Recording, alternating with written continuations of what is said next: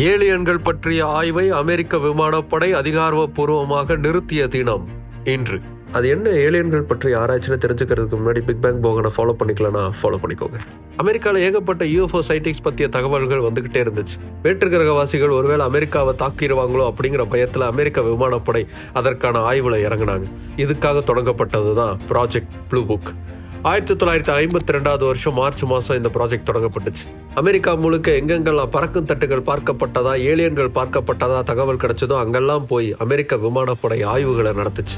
17 வருடம் நடந்த இந்த ஆய்வில் 12,618 யூஎஃப்ஓ சைட்டிங்ஸை பதிவு பண்ணியிருந்தாங்க விமானப்படை. அதில் கிட்டத்தட்ட எல்லாமே இயற்கையாக நடந்த நிகழ்வுகள் இல்லைனா தவறான பதிவுகள்னு முடிவு செஞ்சாங்க. ஆனால் ஒரு 701 நிகழ்வுகள் மட்டும் என்னன்னு அவங்களுக்கு புரியல. ஒருவேளை அது உண்மையில வேற்று கிரகவாசிகளுடைய பறக்கும் தட்டா இருக்குமோ அப்படின்னு தீவிரமாக ஆராய்ச்சி பண்ணாங்க. இறுதியில் வேற்று கிரகவாசிகள்னு ஒருத்தங்க இருக்கிறதுக்கு வாய்ப்பு இல்லை.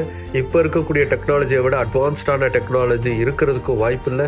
அதனால் இந்த ப்ராஜெக்டை மூடிடலான்னு முடிவு பண்ணாங்க. அந்த முடிவின்படி 1969 டிசம்பர் மாதம் 17 வேற்று கிரகவாசிகள் பற்றிய ஆராய்ச்சியில் இருந்த ப்ராஜெக்ட் ப்ளூ புக் அதிகாரப்பூர்வமாக அமெரிக்க விமானப்படையால் நிறைவு செய்யப்பட்டது.